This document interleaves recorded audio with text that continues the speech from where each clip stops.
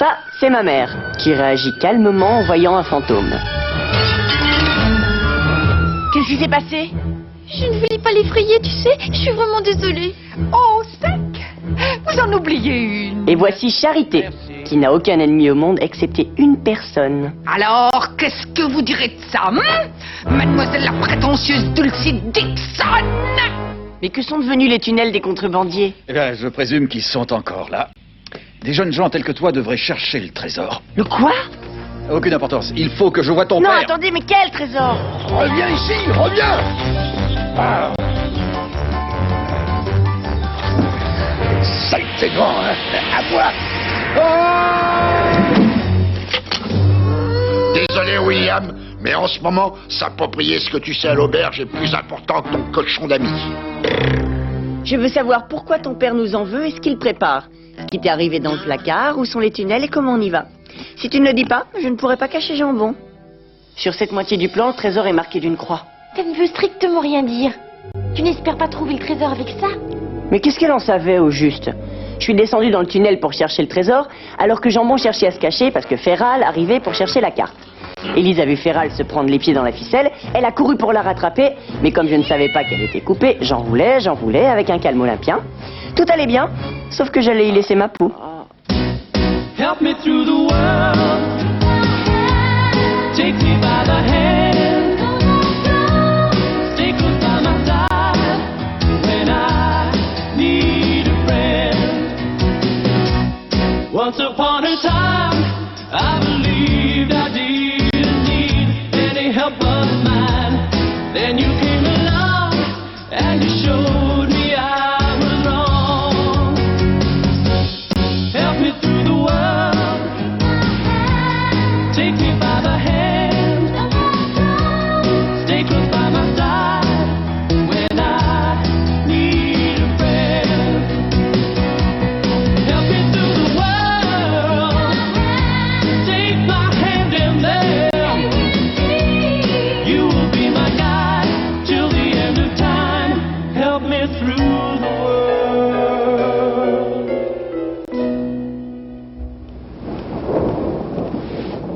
Dans un tel suspense, n'importe qui aurait paniqué. Mais Julien Trévaleur, inventeur, musicien, explorateur de tunnels inconnus, montrait beaucoup de courage.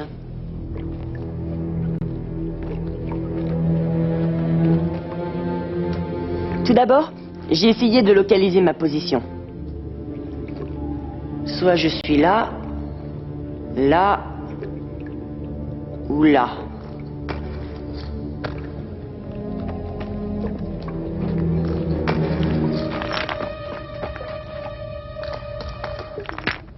C'est probablement un rat.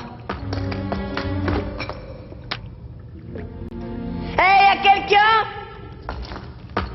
Je m'appelle Jules Trévaleur. Et je suis pas méchante. J'ai continué mes recherches en allant plus vite que Speedy Gonzales.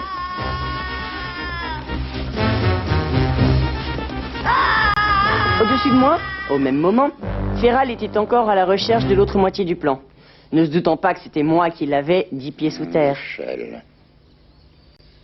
Oui, l'échelle. Le chien! Va coucher, sale bête! Laisse-moi tranquille, sale cabot! Allez, arrête!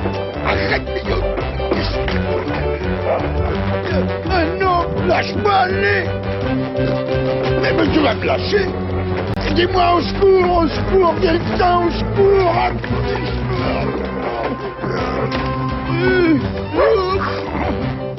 Oh, oh! Ah, un chien. Oh, oh, oh! Oh. Ah. C'est charmant. Tout à fait charmant. C'est pas tout ça. Pendant que Féral redécorait la chambre d'Élise à la recherche du plan, j'étais toujours... Mais revenons-en plutôt à la charmante Dulcie, qui essayait vainement de comprendre pourquoi les producteurs ne lui répondaient jamais. Finalement, elle comprit que puisque le courrier n'avait pas été distribué pendant que le bac était en panne, cela signifiait que quelqu'un à Waterloo Creek détournait son courrier. Et c'est ainsi qu'elle découvrit le poteau rose.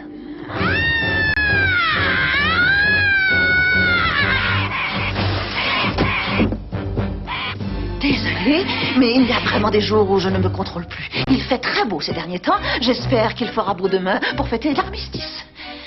Ceci est arrivé hier, sans blague. Et comme le courrier n'est plus distribué depuis un moment, je vous soupçonne de l'avoir écrite. J'ai raison, ou peut-être bien que je n'ai pas tort. Bon, j'ai raison.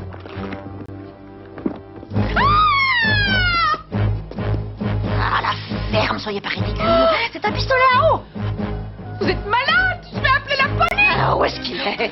Quoi? Mon manuscrit, ma vieille, où est-il? Je cherche votre robe ringarde et craignos.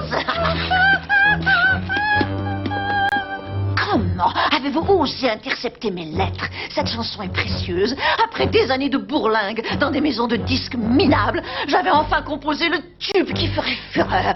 Et vous me le piquez. Maintenant, rendez-le-moi. Il est là dans le tiroir. Non mais... sous blague. Vous ne croyez tout de même pas que ce petit jeu aurait pu fonctionner indéfiniment sans que je le sache? Vous n'êtes qu'une vieille postière, mais moi...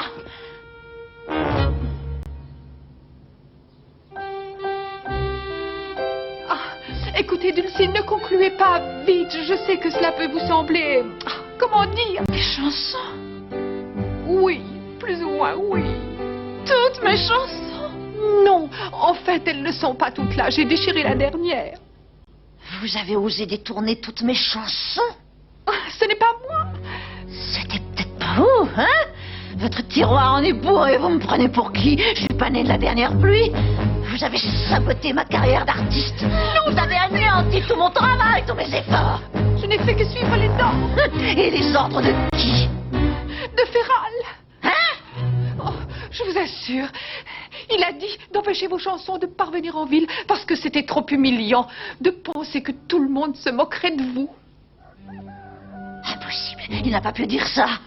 Eh bien, demandez-lui vous-même si vous ne me croyez pas. D'ailleurs, il a eu raison, parce que tout le monde se serait sûrement moqué de vous. Oh.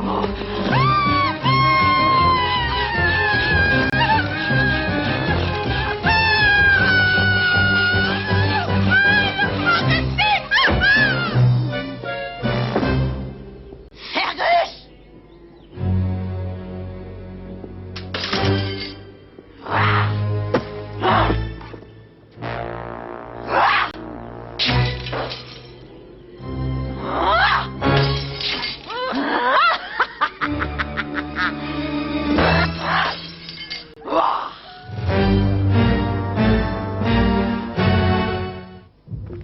Je me demande si Indiana Jones aurait supporté ça.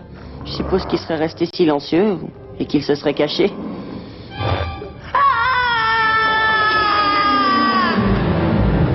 Ou bien il aurait courageusement défié l'ennemi dès son apparition.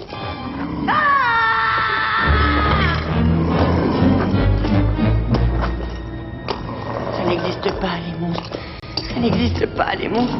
Ça n'existe pas, les monstres.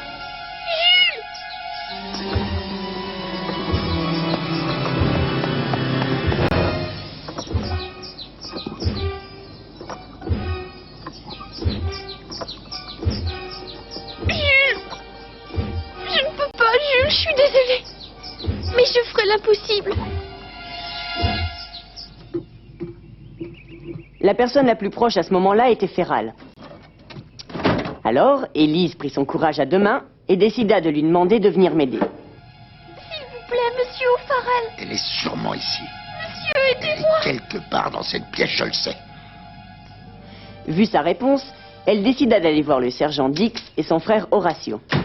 Mon petit frère, tu vas me mettre en cabane, car c'est la seule solution pour que j'aille pas boire et que je sois pas bourré demain quand je ferai ce discours pour l'armistice. Oh, quelle horreur, l'armistice. Je savais bien que j'avais oublié quelque chose. Écoute, Horace, je n'enferme les gens que sur ordre officiel. Je suis officiel et je décide de me mettre moi-même dans cette cellule. Tu es devenu dingue. Et alors, c'est moi qui commande ici.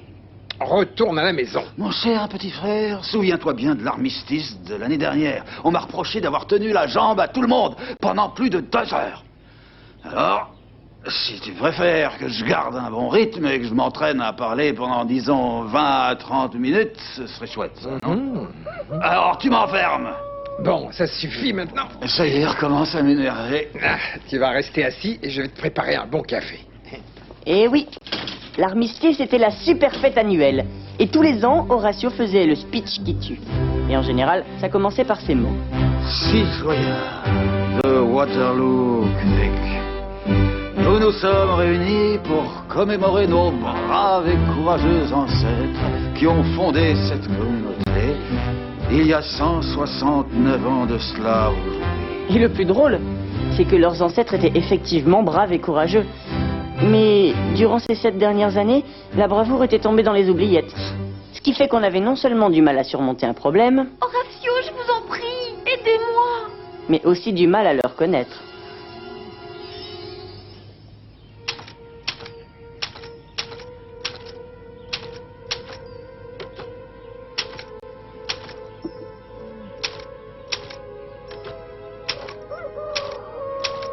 Et même quand Élise essayait de communiquer par écrit avec Horatio, celui-ci croyait que ses visions provenaient des vapeurs de l'alcool. S'il vous plaît, à l'aide, Jules est dans le tunnel.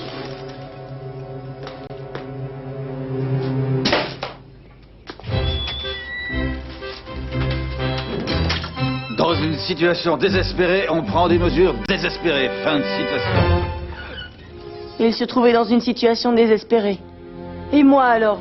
J'étais perdu dans un tunnel où un monstre me traquait.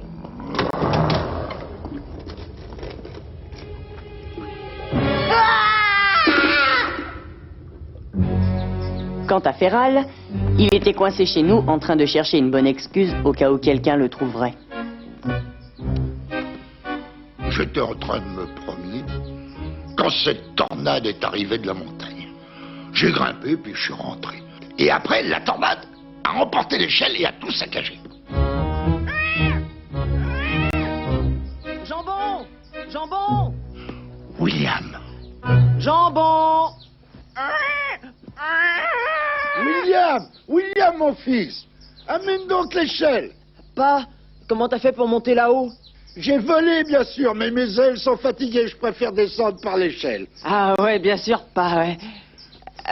Et Jambon, il serait pas avec toi par hasard? aussi, il est avec moi, on s'est payé une bonne partie de cartes tous les deux. Tu veux prendre cette échelle et la poser contre le mur, s'il te plaît? Mais il sait pas jouer aux cartes. Quelle perspicacité, William. Tu sais bien que le jambon n'est pas là. Alors tu m'apportes cette échelle, oui ou non? Non. Quoi? Sauf si tu promets de pas toucher à Jambon. Non, c'est pas vrai, je rêve. Tu vas voir ce que tu vas voir. Promets-moi pas. Autrement, je rentre et je te laisse tout seul là-haut jusqu'au retour des Trévaleurs. Tu n'oserais pas. Je dirais à Dulcie que tu seras en retard pour dîner. Non, attends. Je me suis un peu emporté. Bon, écoute, on fait un marché. Je te promets de ne pas toucher à Jambon, mais en ce qui concerne les réparations du bac qui m'ont coûté une somme considérable, elles devront être déduites de ton argent de poche. Ça te convient? Tu toucheras pas à Jambon. Et tu peux déduire tes réparations de mon argent de poche. Mais je veux 10 $ de plus par semaine. 10 $ par semaine, mais je suis pas Crésus. Moi, en ce qui me concerne, je trouve que c'est une bonne affaire. Je t'offre 5 $. 10. Pas moins, sinon je rentre. 8. D'accord.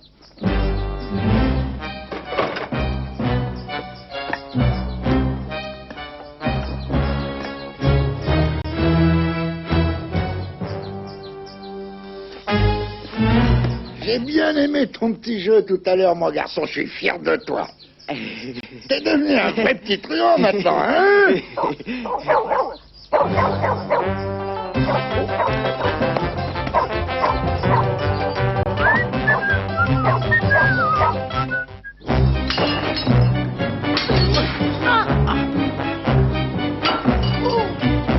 Qu'est-ce que c'est que tout ce raffut? Mais non, attends, c'était à ma grand-mère. Tant mieux. Oh! Alors parle-moi de mes chansons. J'ai découvert ce matin ce que tu manigances depuis longtemps. Les enfants, ne restez pas plantés là. C'est toujours pareil quand on commence à se marrer. Allez, dehors! Et toi aussi, dehors, et plus vite que ça! Non, pas ça, je t'en supplie, mon ange. Discutons en adulte. Voilà qui est mieux. Pourquoi t'as fait ça? Voilà. En fait, c'est de moi que je parle, je n'ai rien fait du tout. Écoute, mon sucre, j'avais pas l'intention de te faire de la... Oh, tu es un génie de la musique. Un génie. Tu n'as jamais aimé mes chansons. Tu les as toujours trouvées nulles, pour ne pas dire ringardes, voire minables. Non, c'est faux. C'est la vérité. Je te parie 5 billets qu'elle avale la sauce. C'est la vérité? Je te jure. En fait, dans un sens, je ne voulais pas la vérité. Mon plus grand désir était de te garder pour moi tout seul. C'est pour ça que je l'ai fait. Alors fixe une date de mariage tout de suite et achète-moi une bague. Oh non, quelle horreur. J'ai toujours la bague de grand-maman O'Farrell, mais elle a beaucoup de valeur. Oh, mais ça fera l'affaire.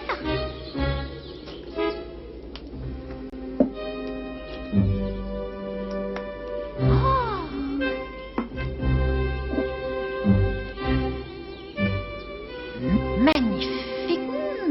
Il ne nous reste plus qu'à fixer la date de notre mariage. Oui, bien sûr. Après l'armistice, d'accord. Après-demain matin. Après l'armistice, d'accord. D'accord, nous fixerons une date.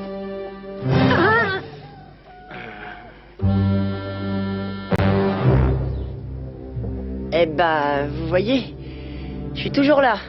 Vous pouvez pas savoir comme je m'éclate. Tout ce que je pouvais espérer, c'est que mes parents rentrent vite. Tu veux que je te dise? Cette voiture n'a pas de radiateur. Alors c'est pas étonnant qu'elle surchauffe. Par contre, je me demande comment on a fait pour arriver jusqu'ici. Ah ça? Hein? Ça, c'est un radiateur. Ah bah oui, c'est exact. Ça, c'est le radiateur. Exact. Le truc, c'est que tu as oublié de mettre de l'eau à l'intérieur. Et c'est pour ça que la voiture surchauffe. Oh bah alors, il n'y a pas de quoi s'affoler. Oh, c'est chaud. Tu m'écoutes? Mais qu'est-ce que tu comptes faire? Cracher dedans peut-être? Oh, je t'avais pourtant bien dit qu'il fallait vérifier les niveaux d'huile et d'eau. Tu sais, je me demande parfois si tu m'écoutes. David, je me le demande si tu... Oh, mais pourquoi est-ce que je m'en fais après tout? Pourquoi est-ce que je m'en fais? Comme vous pouvez le deviner, le radiateur n'était pas seulement la cause de cette scène tragique. Viens, chérie. Notre prêt à la banque avait été refusé. Nous roulerons en ayant de petites pannes. Avec de grands arrêts entre-temps. On va s'en sortir. Eh ben, je suis ravie pour eux.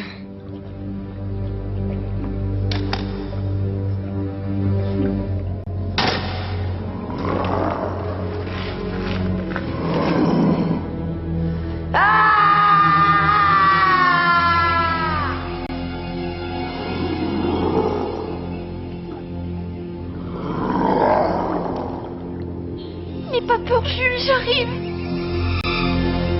Élise savait 2 choses. Il fallait qu'on m'aide vite. Et il n'y avait personne d'autre qu'elle qui pouvait le faire. Seulement elle avait la trouille de descendre dans le puits. Parce que c'était comme revenir dans le temps pour elle. Revenir à l'époque où elle était morte. Elle ne savait pas ce qui se passerait et comment elle me trouverait. La seule chose qu'elle savait, c'est qu'elle devait au moins essayer de me retrouver.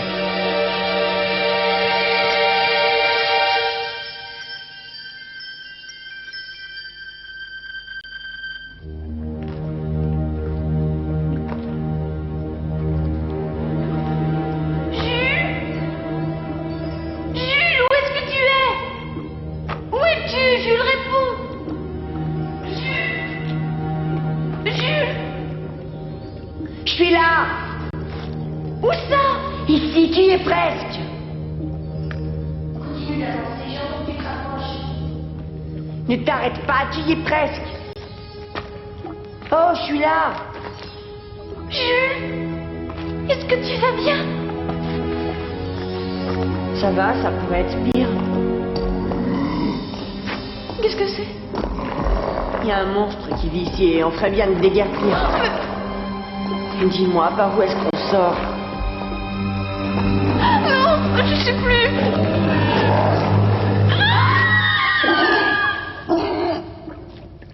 Jambon? Oh, c'est pas vrai. Et dire que c'est ce cochon qui m'a fait peur. Et pourquoi tu l'as pas dit plus tôt, Jambon? Ainsi s'éclaircissait le mystère du monstre. Malheureusement, Élise n'arrivait pas à retrouver son chemin. Eh, mais c'est le chemin du puits par là. Je l'ignore, mais c'est un chemin qui va quelque part. Est-ce que tu peux être un peu plus clair? Non, c'est un pressentiment. Le pressentiment qu'il nous faut passer par là. Il y a peut-être la porte du placard. Mais il n'y avait pas de porte. En revanche, il y avait une boîte. Oh, bon sang, c'est pas vrai. Le trésor. Waouh, on l'a enfin trouvé. Mais ce n'était pas le trésor.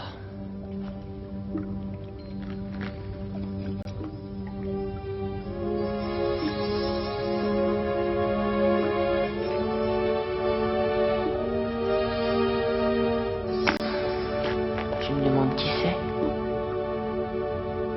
C'est moi, Jules. C'est moi.